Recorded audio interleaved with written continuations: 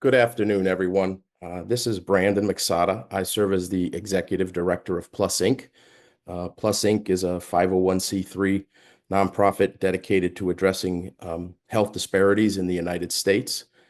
Today's program is focusing on prior authorization and its impact on patient access and patient health.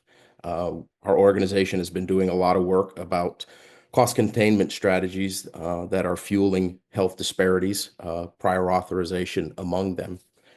Today, we'll be joined by Amy Niles with PAN Foundation, who will moderate a really dynamic panel to talk, policy forum panel to talk to you about prior authorization, what they're experiencing from a provider perspective, consulting perspective, as well as patient perspective. We will try and reserve some time at the end for Q&A.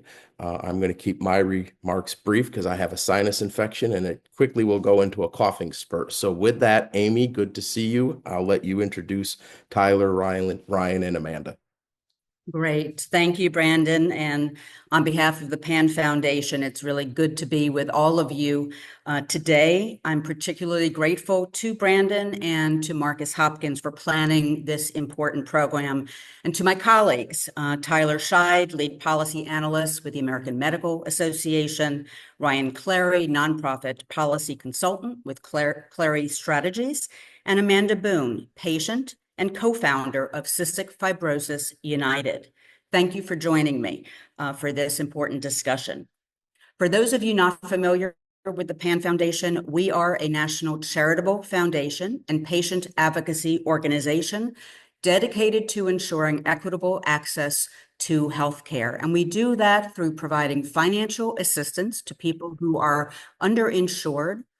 We advocate for patient-centered policy solutions to improve access to care, and we educate patients and healthcare providers about really important issues such as prior authorization. And prior authorization has been an area of focus for PAN for quite some time. Prior authorization was originally intended to be an infrequent health plan cost containment process, requiring healthcare providers to seek advanced approval for various treatments and prescribed medications. Unfortunately, today, what we are seeing is that it is required for routine and essential healthcare services, and it is causing significant delays for patients accessing the care that they need, as well as providing very cumbersome processes and taking a whole lot of time for healthcare providers. According to an article that was published in Health Affairs a few years ago, it's estimated that collectively, utilization management, which includes prior authorization, is costing us more than $93 billion every single year. We have seen a lot of legislative and regulatory focus on prior authorization. So, for example, just in January of this year, Representative Jeff Van Drew introduced the Doctor Knows Best Act of 2025, which would institute a blanket ban on prior authorization. In Medicare, we have seen the Improving Seniors Timely Access to Care Act. That was last year in 2024, and we really hope that that will be reintroduced again very soon. It had been introduced by Senators Marshall and Kelly and really aims to streamline the prior authorization process in Medicare Advantage. And then on the regulatory side, we have the CMS interoperability and prior authorization final rule that was issued January 2024, but most prior authorization changes don't actually take effect until 2027. This applies to Medicare Advantage, Medicaid, CHIP programs, qualified health plans. It sets deadlines for prior authorization. Payers, for example, must make decisions within 72 hours for urgent requests and within 7 calendar days for non-urgent requests. Starting January 2026, payers have to provide specific reasons for denials. And also by March, the end of March of 2026, they need to post certain prior authorization metrics publicly. Before we begin our panel discussion today, I'd just like to share a recent poll that the PAN Foundation Center for Patient Research conducted on the topic of prior authorization. And what we found was nearly half of insured adults say their health insurance plan required prior authorization within the last 12 months.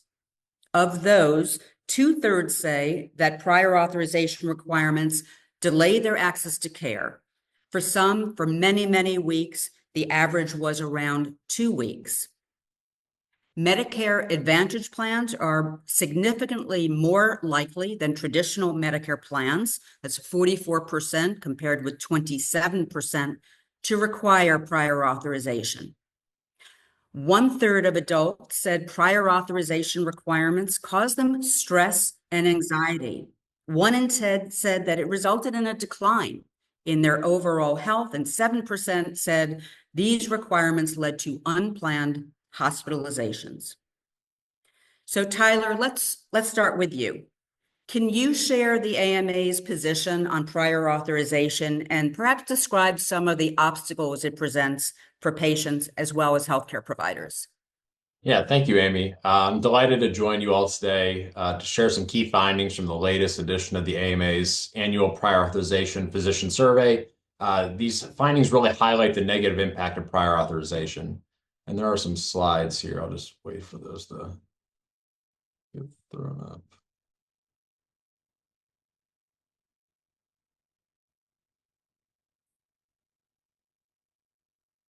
There we go. Great. I can throw it to the next slide.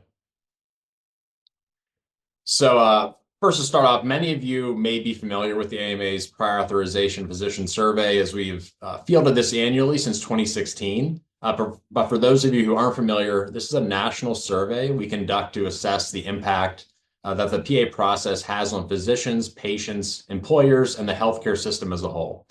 We survey 1,000 physicians, including 400 primary care and 600 specialists, and our respondents come from a wide range of specialties and practice settings. We screen every respondent to ensure they are currently practicing in the United States, provide 20 or more hours of patient care each week, and complete medical services PAs, prescription medication PAs, or both during a typical week of practice. Next slide. So first, we'll start by discussing the impact of prior authorization on physicians. So according to an advisory issued in May 2022 by the former Surgeon General, burdensome administrative requirements, including PA, are key drivers of health worker burnout, and the AMA's survey findings support this assertion, as 89% of physicians report that PA somewhat or significantly increases physician burnout. Prior authorization also wastes physicians and their staff's time. On average, practices complete 39 PAs per physician per week, and this PA workload consumes 13 hours of physician and staff time each week. 40% of physicians also report having staff who work exclusively on PA. Next slide. And unfortunately, it's only getting more challenging and frustrating for physicians to navigate the PA process. 75% of physicians report that PA denials have increased somewhat or significantly in the last 5 years, and nearly 1 in 3 physicians report that their PA requests are often or always denied. And unfortunately, compounding this uptick in denials is the fact that only 20% of physicians report that they always appeal adverse prior auth decisions. Of those that don't always appeal, more than 2/3 reported that they don't appeal because they do not believe the appeal will be successful based on past experience. And more than half of respondents reported that they don't appeal due to lack of time or resources, or because their patient's care cannot wait for the health plan to approve the PA. I also want to highlight one of the new questions for 2024, which was about the payer use of AI, or augmented intelligence, as the AMA likes to refer to AI, in the PA process.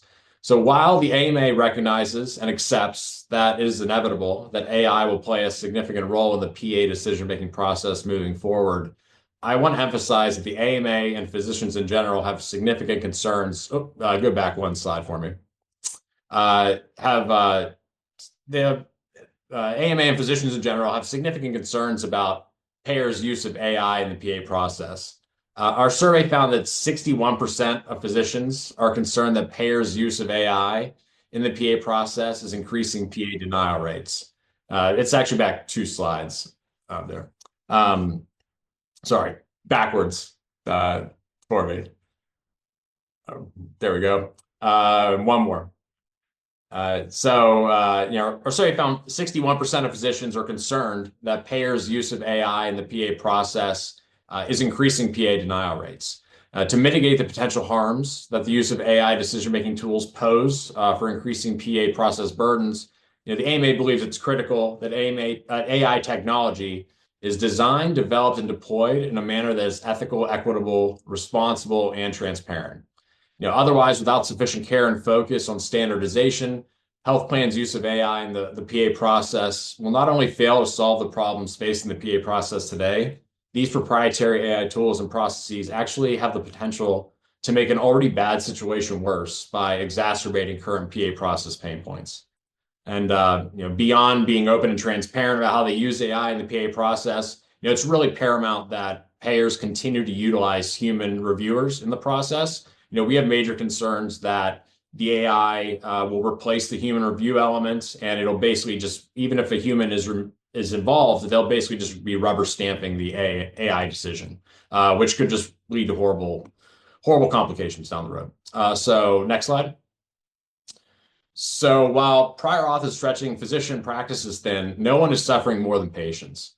As our survey findings have shown for years, prior auth significantly harms patients, sometimes in severe and irreparable ways.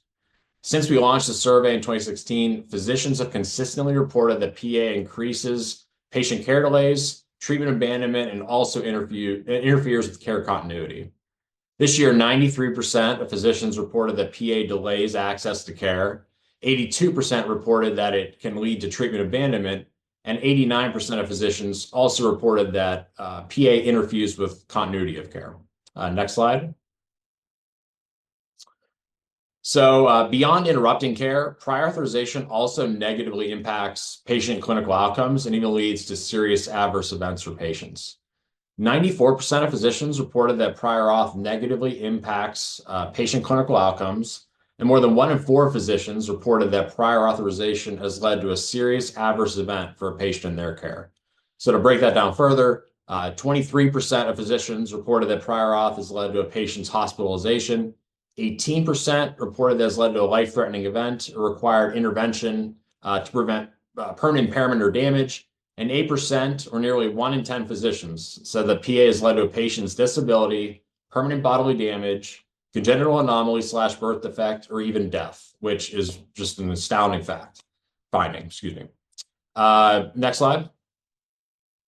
So obviously, prior authorization negatively impacts providers and their patients, but the unfortunate reality is that the impacts of prior auth extend far beyond that. And we believe employers should have a vested interest in prior authorization reform as well. In our survey, we asked physicians who treat patients in the workforce whether prior authorization has impacted patient job performance, and 58% responded yes. This makes sense, really, because prior auth leads to poor patient health. There's a rise in employee absenteeism.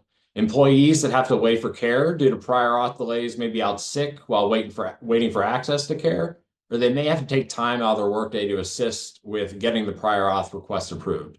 Prior auth also leads to presenteeism, meaning employees can be physically present but unable to be productive while waiting on the care they need. And this should really concern employers because they're subsidizing the employees' plan, and prior authorization is a roadblock to their employees accessing treatments and medications that are owed to them. And so beyond the human cost of all this, is the actual dollar cost. And we've heard anecdotes on repeat about patients landing in the ER unexpectedly due to the prior authorization process. And from the employer perspective, this just means added costs to their next year's benefit cycle due to this unexpected care. And if you ever wonder why your premiums keep going up year to year, that's a big part of it. Last slide for me. So along those lines, the last of the findings I want to discuss is the cost of prior authorization. So while prior auth is often touted by insurers as a necessary mechanism to control costs, the truth is prior auth actually increases costs in many ways, both in the long and short term. 88% of respondents reported that prior auth leads to higher overall utilization of healthcare resources. And for example, 77% reported that prior auth led to ineffective initial treatment. 73 said that PA led to additional office visits. 47 reported patients needing to go to the immediate care, the emergency room, and a third reported that prior authorization has led to hospitalizations. And beyond that, 80% of physicians said that the prior authorization process at least sometimes leads to patients paying out of pocket for a medication. And prior authorization isn't just attached to expensive medications either, as they often claim. Nearly 3 out of 5 physicians reported that the number of generic medications that require PA has increased over the last 5 years. So when you take all these together, and I threw a lot of stats at you quickly, and taking this all together, you really see why so many patients and physicians are losing hope in this process. And it's just really becoming more than just a delay. It's just sort of this impenetrable wall that is in the way of accessing care, both for patients and physicians. So that's all I really have for survey stats, and I'll leave it there. And I saw someone posted asking about the slides themselves. All of these stats I pulled are from the AMA's. We have a very nice summary graphic of all the findings. There's a lot more in there too. Highly encourage you all to see. I'll throw it in the chat for a link to it.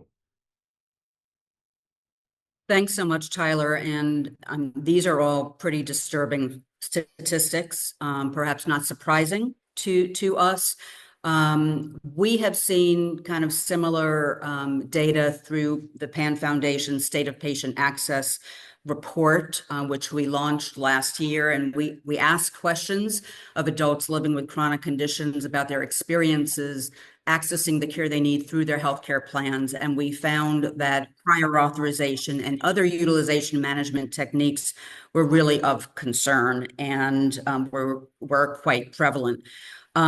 Just a quick question for you, and I should know this. I know that the AMA has conducted this annual poll for a couple of years at least, and I'm just wondering if from the data you have seen differences or trends in how physicians are reporting on these issues over the years. Yeah, so it's a challenging thing to trend because we don't do that, right? We haven't really taken that into account like some of the other AMA surveys. We have a different panel. Our mix is pretty consistent, all things considered, our specialties and everything like that. So that's a long disclaimer saying we don't really trend. But basically, it's the same year to year. The number of hours and the number of PAs does fluctuate slightly because our question does ask in the last week, how many did you do, right? So that sort of has some variability. But the burden numbers, the clinical outcome numbers, all these things are really consistent. And I think the one number that always jumps out at me is the exclusive PA. How many staff members do you have that work exclusively on PA? That's always stuck right around a third, and now it's upticking to 40. But yeah, these impact numbers are really, really consistent, and it's alarming that for years and years, and the AMA. One thing I'll note is the AMA worked with MGMA, AHA, and health insurers years ago to put together this consensus statement, basically outlining agreed plans to improve PA, and that was 7 years ago. And not much improvement has occurred since then. And there's some stats in the survey summary sort of highlighting sort of their failures there. I definitely encourage you to look at that. A lot of like payer performance numbers and, really, really consistently bad numbers year to year. Yeah, thank you. And one more quick question, and you might not have this data, but I'm curious if prior authorization, if what you're seeing in your poll, prior authorization is more prevalent within certain specialty areas than others.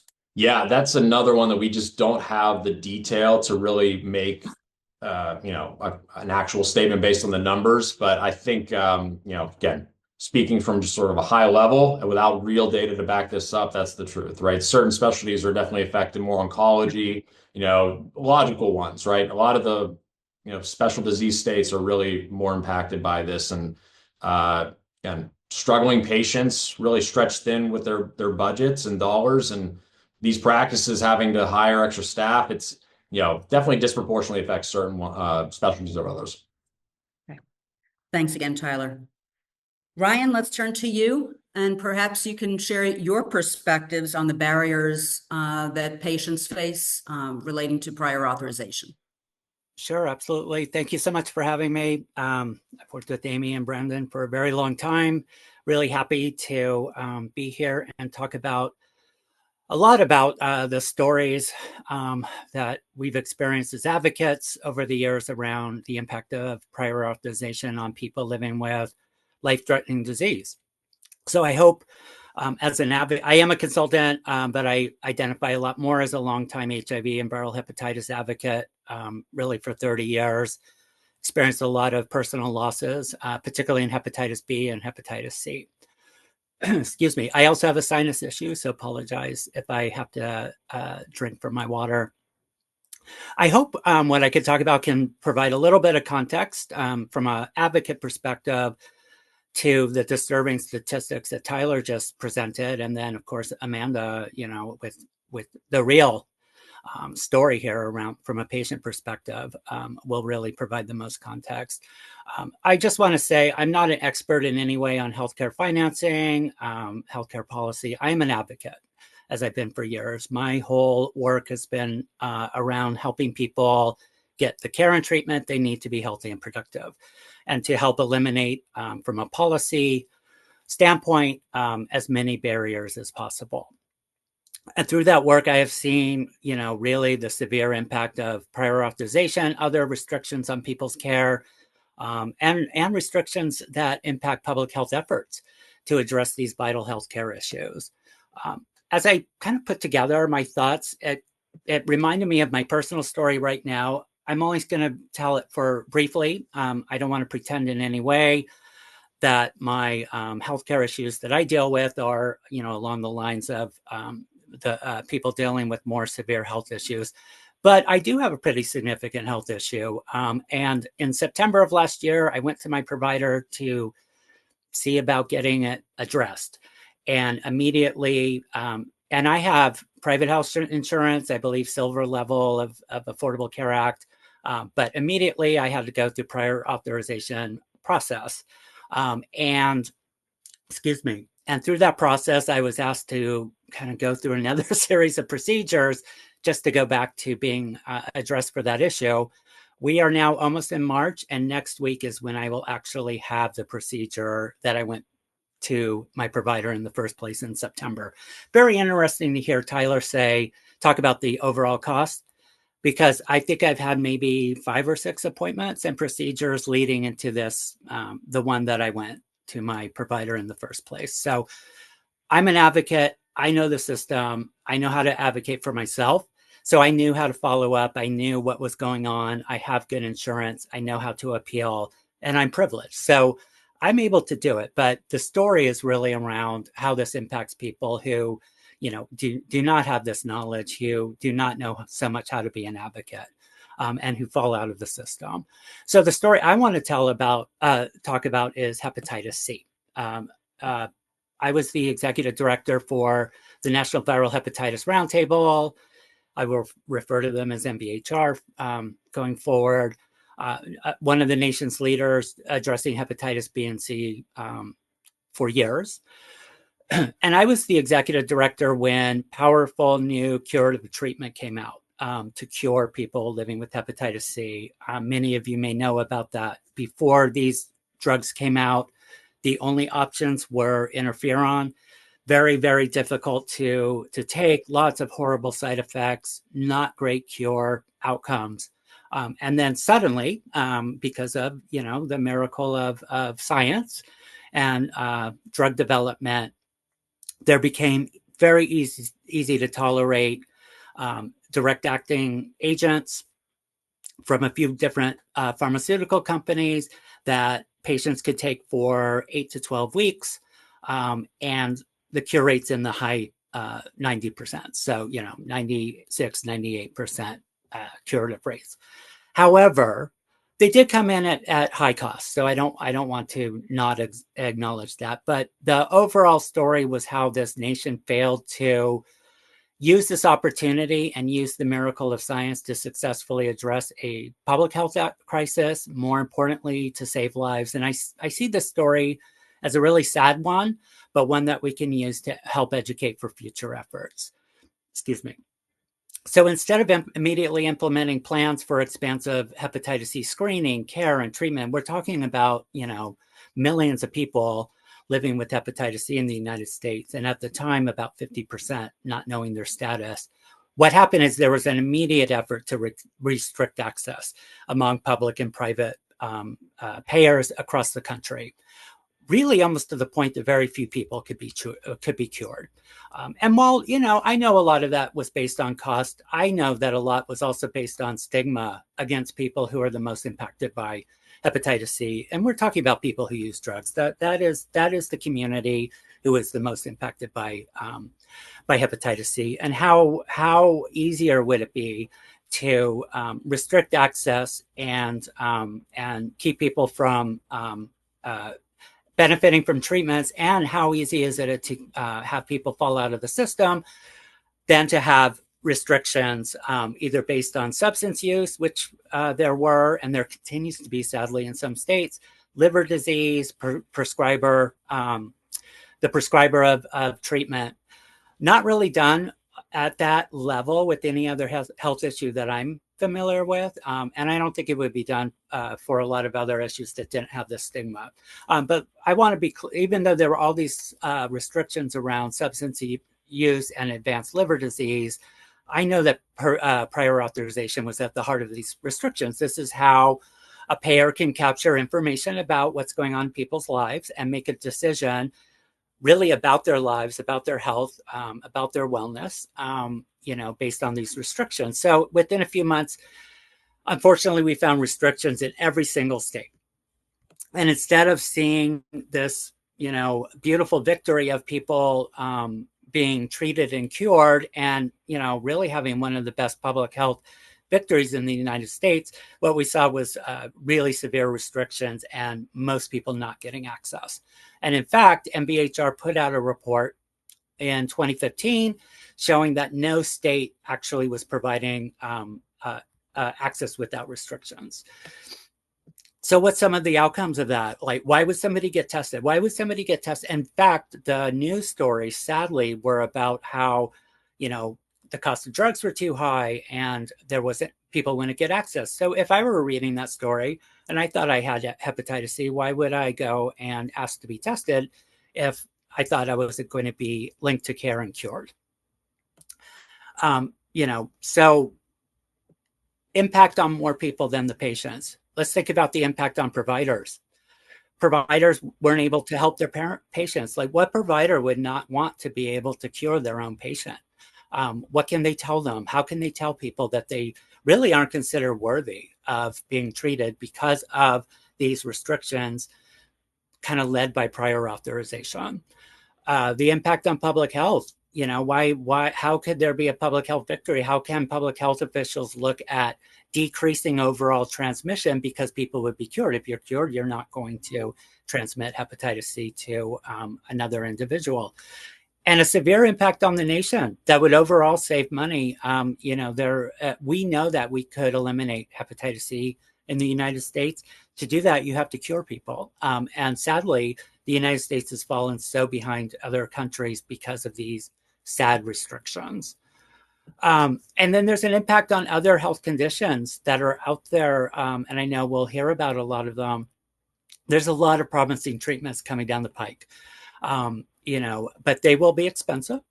Hepatitis B is one of those. There are promising treatments coming, but if we don't address these restrictions, if we don't address the problem of prior authorization on helping cure or treat and help people's lives, this will continue to be a problem. So why not try to solve this issue now, which is one of the reasons I'm appreciative of this roundtable.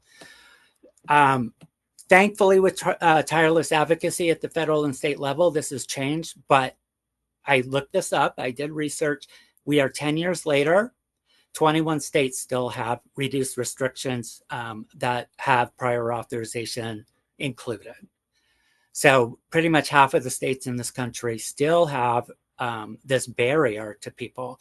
Why is prior authorization such a problem for communities at risk for hepatitis C? Well, most communities who are at risk really haven't had the best experience with the healthcare system. So we are not talking about people who go to their provider and are, understand the PA process and come back in a week and know about appeals and can work with their providers. These are people who use drugs. These are people experiencing homelessness. These are young people who just do not have the same experience. It's already such a success for someone in these communities to be engaged with the provider and to be screened, but to then have them wait and be part of a bureaucratic process that could include endless appeals or endless, requirements to fill out other paperwork or engage in other processes. Will they come back and actually be cured? And is that really the point of the miracle of having these curative treatments? Also, the goal of hepatitis C is to have people screened in a whole variety of settings. This is a very unique infectious disease. And the goal is to meet people where they're at. So that could be a syringe access program. That could be just a substance use disorder program. It could be a mental health treatment program, mobile unit vans. And providers in those services are already stretched providing the services specifically for that program. All right, so syringe access, people are, working to provide syringe access to people who use drugs and help link them to treatment. And so do they really have the bandwidth and the resources to work on prior authorization? So again, the impact on providers is very, very high in this area. And it's a good thing to think about. We're not just talking about the traditional provider setting, but even in that setting, and we heard this from Tyler, that's very time intensive, and staff could be really working in other ways to provide vital services to people who are living with health issues. So to close, I just want to say, I don't think that prior authorization is the only problem for people's access. The cost of drugs is serious. The cost of care is serious. There are issues with the overall healthcare system that sadly is about where you live, means what care you get. That is not okay. And the answer, I believe, and this is actually the first advocacy letter that MVHR ever wrote, which was calling for all stakeholders to come together and try to work out these issues. So it's the healthcare industry, the pharmaceutical industry, government, and also most importantly, people most impacted with living with, at that time, hepatitis C, but whatever health issue you're people are being impacted, to try to work out and solve some of these issues. Excuse me. I do want to thank NVHR. I'm no longer with them, but they continue to fight this fight. I would love to put their website into the chat if that's okay. Treatment Action Group has also played a really critical role.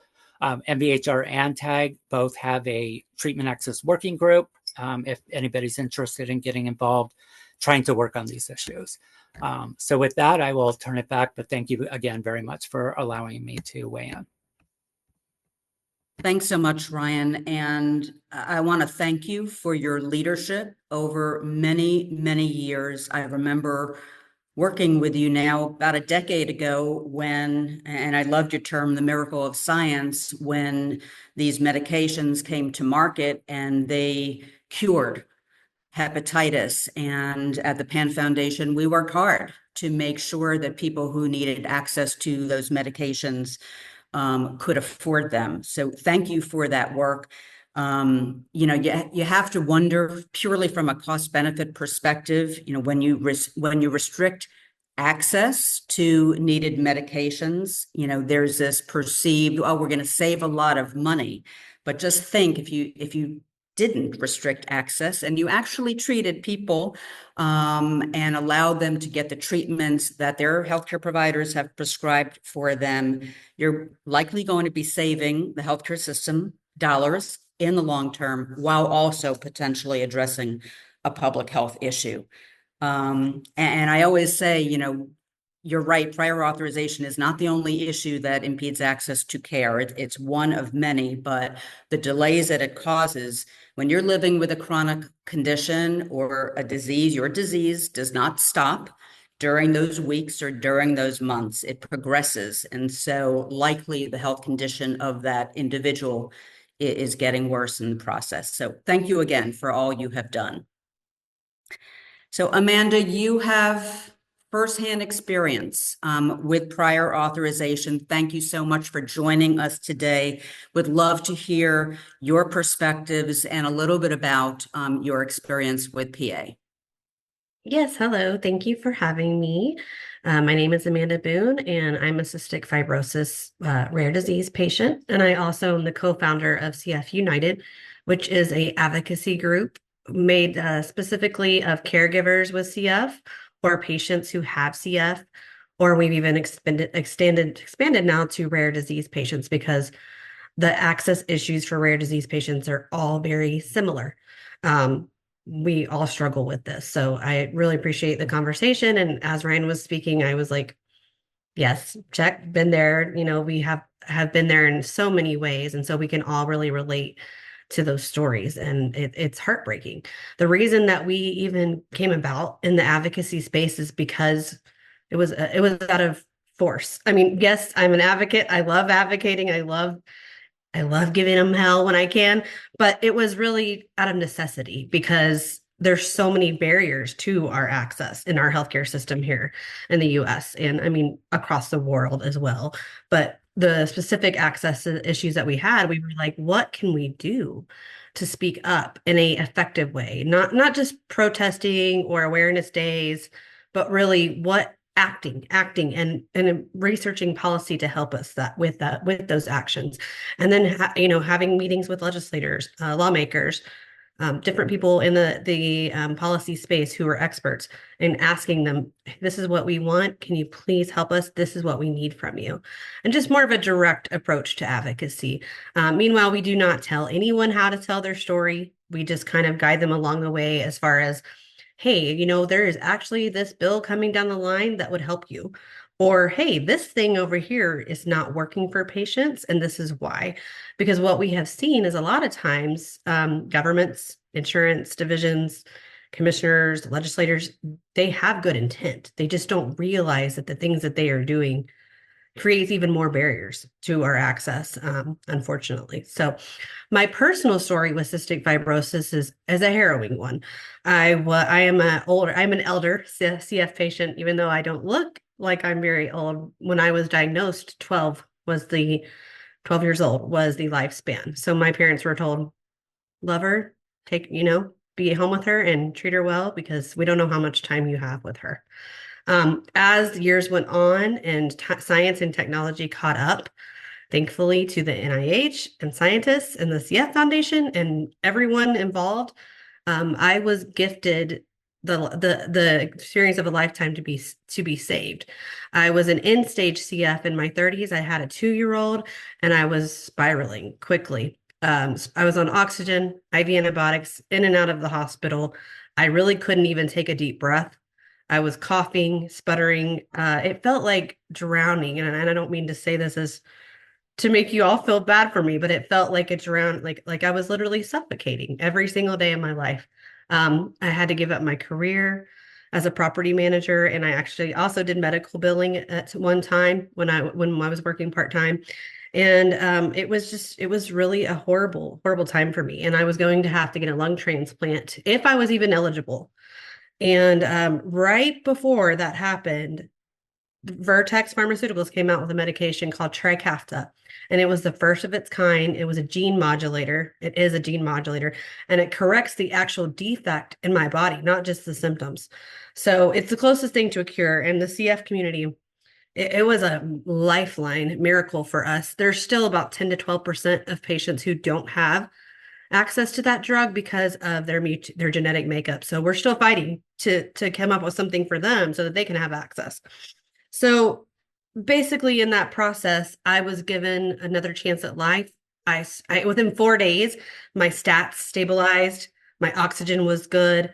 I took a deep breath. I started crying at 2 a.m. because I took a deep breath, and I woke my husband up and said, I think I just took a deep breath. This is crazy. And so I went to transplant evaluation center, and they said, I don't really know why you're here. You're doing great. Go home.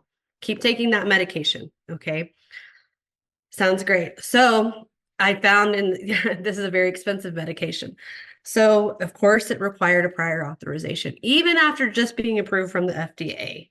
And at the time, I was on Medicare, an Advantage plan. So when you were talking about, I think whomever said 40% of patients, I was like, yes, I have received so many prior authorizations being on that when I was on that Medicare Advantage plan. And actually, I believe the PAN Foundation helped me with my copay, because when you're on Medicare, you do not qualify for copay assistance programs through the manufacturer, which a lot of CF patients who have private or commercial insurance or their parents, they can get that copay assistance program is amazing. It's actually really good. I know a lot of people have a lot to say about pharmaceuticals, and I'm not saying they're not a part of the problem with costs, but the copay assistance program is amazing. It lowers the patient's copay down to like $50, if not less. But I wasn't eligible for that. So to get that coverage, I had to look to somebody like Pan to help me with the copay that I couldn't afford, because my copay was $2,000 a month after insurance. But I couldn't even get the medication until I got a prior auth approved. And I'm like, how is a prior auth going to delay me in getting this medication? Because I need this medication right now.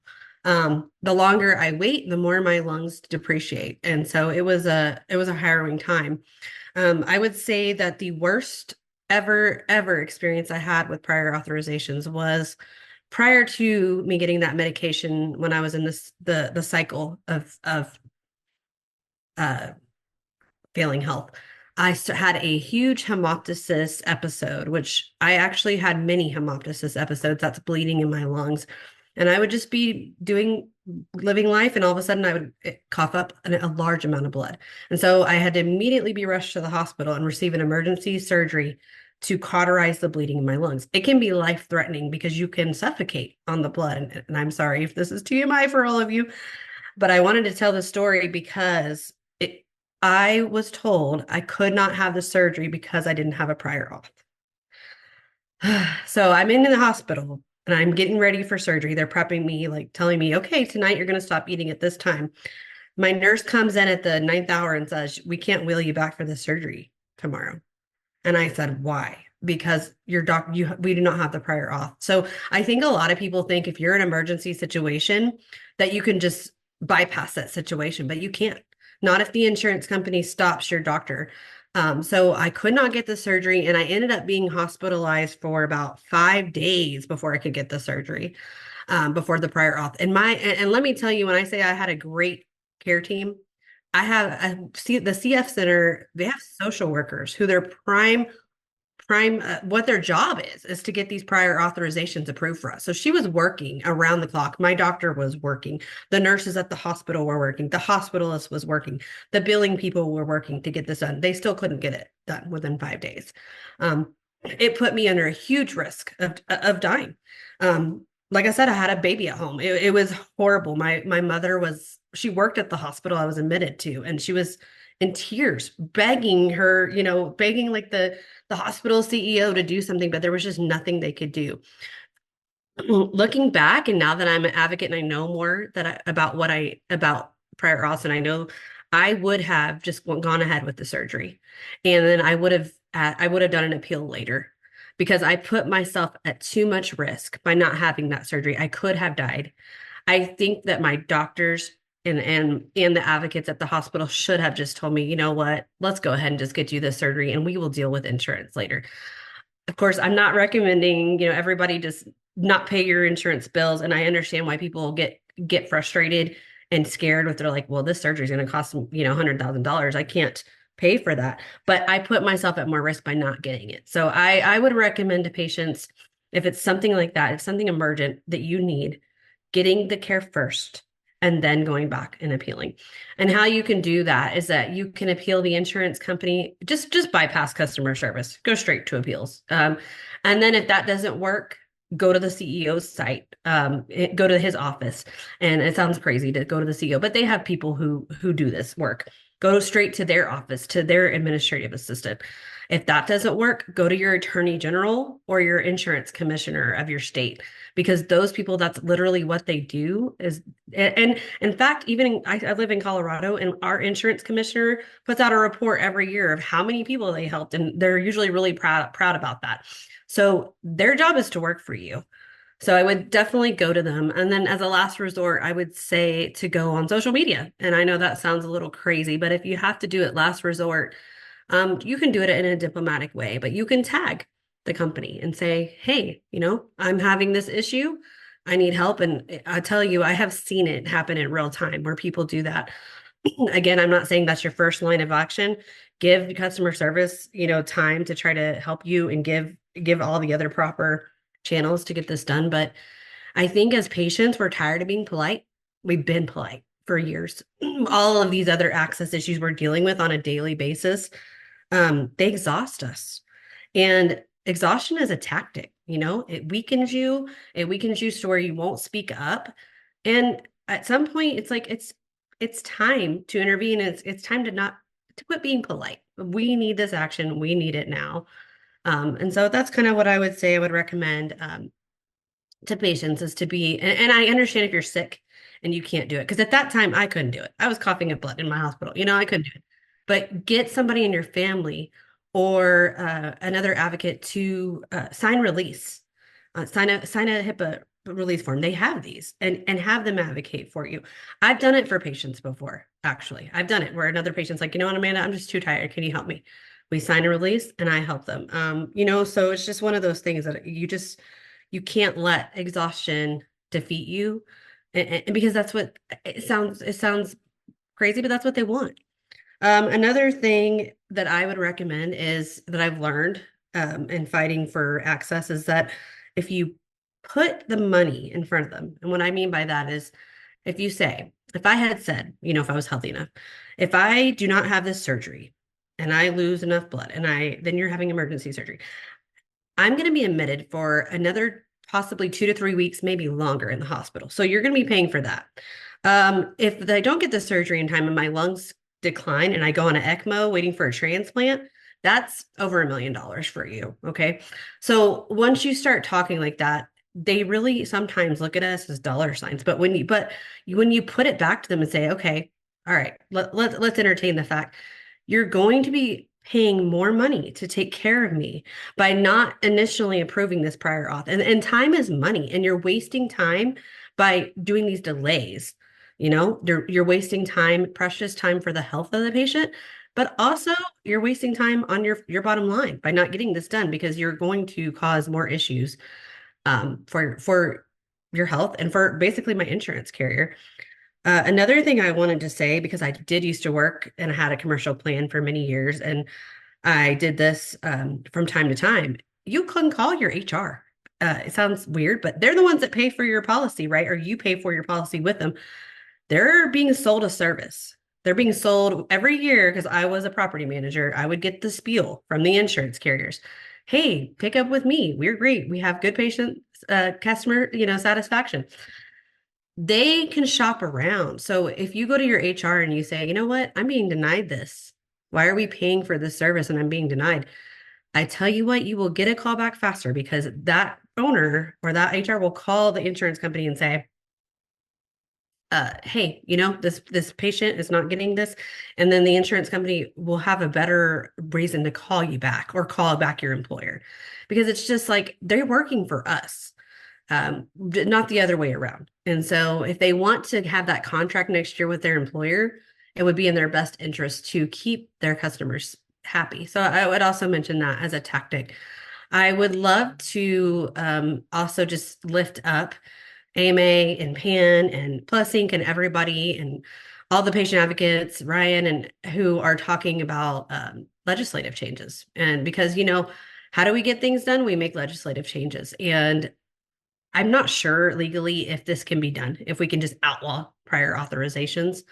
However, there are things in states that have been doing to try to limit the number of prior authorizations and kind of limit their power and their reach. And those things are really important. So I think telling your story to your legislators as well is important because once they hear about it, and you know what, they're dealing with it too.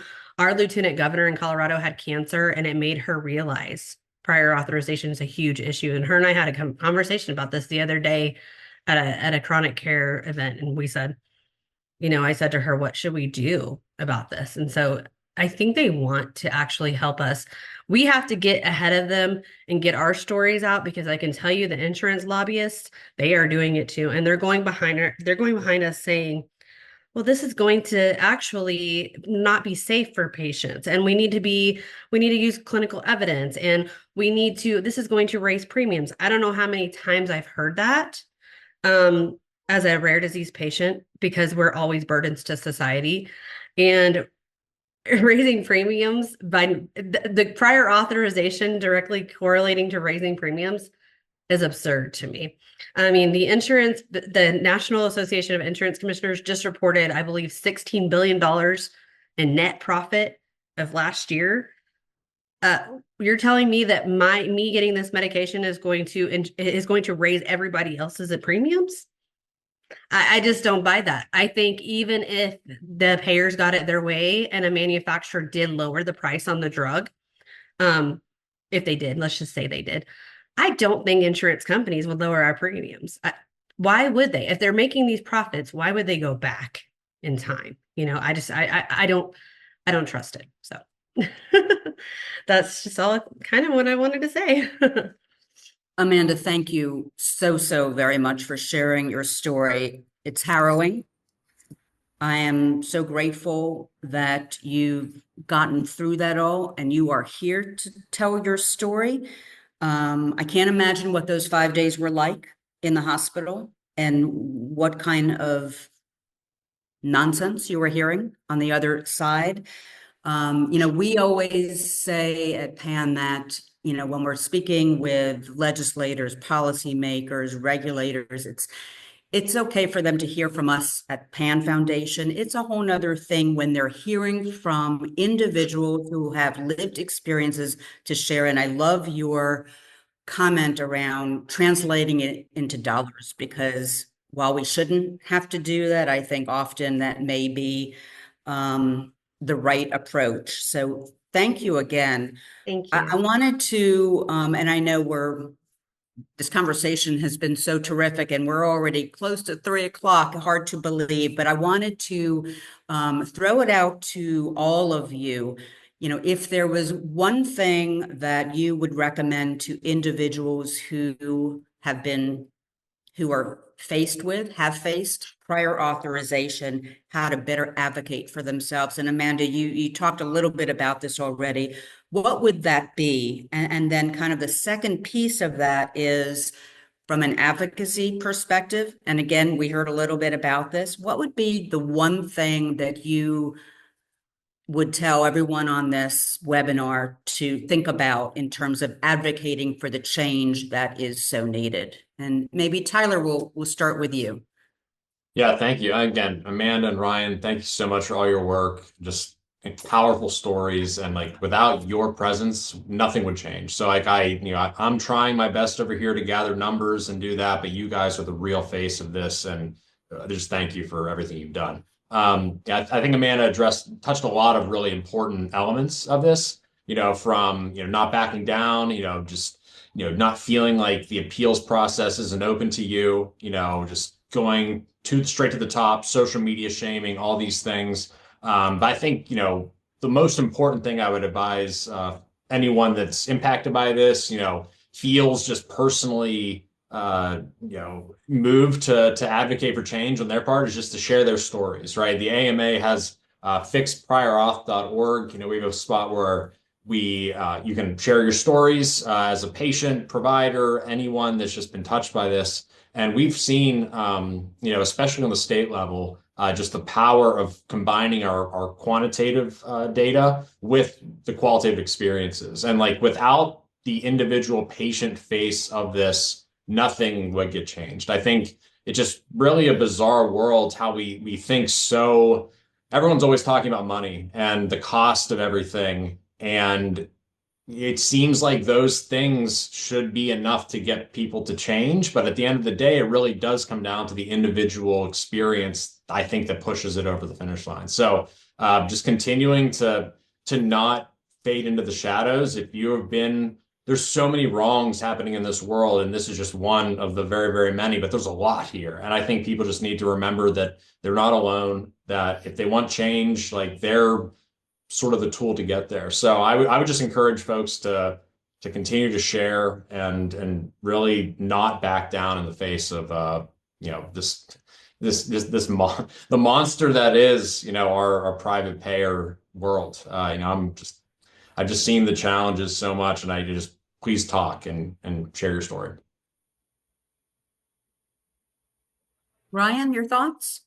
Sure. Well, first I'd like to say, Tyler, yeah, the information, the data, the research you're doing and providing that's what's needed to kind of link these stories together. So thank you for doing that. Thank you for making sure it happens and for providing it, because you have to have both legislators and decision makers. It's the stories plus the information. So just want to add that.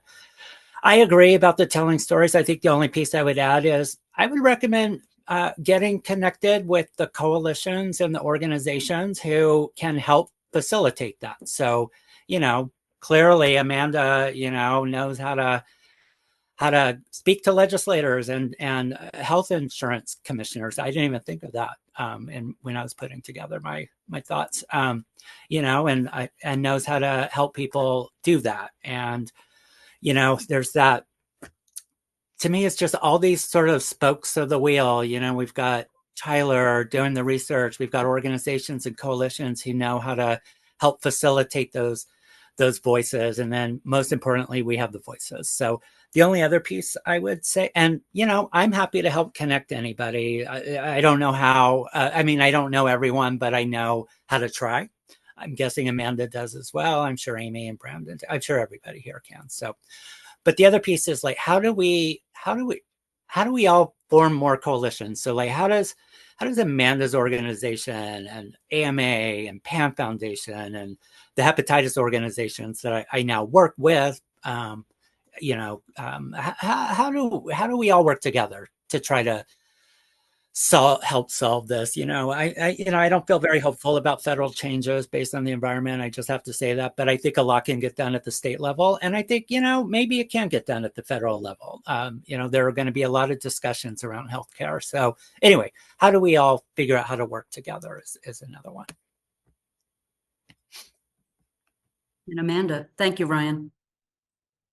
Yes, thank you. I would agree with Ryan that coalitions are so very important. And I definitely work with people a lot of times who are in the chronic awareness or disease space that have other strengths that I do not, or that I don't know about, just because we all kind of get in our little silos. I'm sure, we don't know exactly what the other person's doing. So I think that's a great idea. And I wanted to also say that some of the things that I shared as far as tips, some of them were my own personal, but some of them I heard a podcast and I wrote it down. It's called Speak Up for Your Health.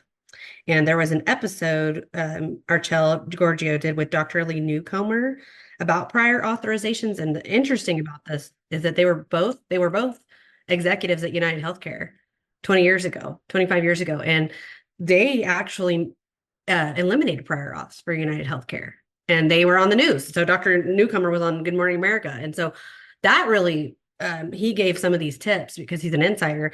But also why it was so interesting for me to hear that episode was that they did it before. They did it before because they knew it was right. And they kind of were talking with among each other, like, why do you think this is ballooned into what it is today? And they don't really know. I think we all know, but they couldn't say why, but the fact that originally United Healthcare took a better stance on being transparent and, not causing these barriers with doctors. I know he said basically if it was past 2 minutes of time that a doctor had to do this prior auth, he wasn't going to approve it. If it was 15 minutes, that's too long. And that made me laugh because I'm like, I've spent hours on both sides, on the medical billing side and as a patient dealing with prior auth, not 15 minutes. So I just think that those things are interesting, like looking to history. We've done it before. They've done it before. Maybe they could amend things to go back. Maybe some things that have happened have been too progressive. So thank you again for having me. And thank you, PAN Foundation, for helping me along the years. I really appreciate it. And I believe I have you guys listed on my resource page for CF patients. And if I don't, I will. Thank you so much, Amanda. You know, I think a common theme that we've heard today is the importance of sharing stories, and we need to continue to do that. I think getting connected with organizations is really important. FixPriorAuth.org. We have an action center at the Pan Foundation, and I know that there are many, many other organizations, including yours, Amanda, and perhaps that can be a follow-up to our webinar to share some of these resources and kind of figure out how we can work together. Ryan, I agree. A lot of the action in coming years might be at the state level, but I still believe that we all need to work at the federal level and raise our voices, because at the end of the day, we do need legislation that may not eliminate prior authorization completely, but at least streamline the process, which will help both patients and providers. So Tyler, thank you so much for being here on behalf of the AMA and sharing your great data and your leadership. Ryan, thank you for your leadership over many years and sharing your story. And Amanda, thank you very much for sharing your story and leading the CF United organization. I look forward to continuing to work with you. Brandon, thank you so much for giving all of us this opportunity to talk about a really important topic, prior authorization. And I'll turn it back to you to close us out. Thank you, Amy, Tyler, Ryan, Amanda. Some of you I've known very briefly, and others I've known a long time. Ryan, we won't talk the number of years we've known each other. Might date us even more. This is obviously an important topic. It's one that I appreciate the work that each of you are doing. We're devoting more of our resources to it. We're going to be launching a couple of surveys, one of targeting patients, one targeting pharmacists, kind of like modeled after the AMAs in terms of what they're experiencing. Because I think there are two things that change public policy, and that is data and personal stories. And the personal stories are there. We've got data, but it's always good to have more data and more personal stories. So with that, I just want to say thank you to everyone who registered and participated. We will be sending a follow-up email with some links to these resources, and also a link to the archive because it is being recorded. And in closing, I want to just do a shout out to Marcus Hopkins, who is our general consultant.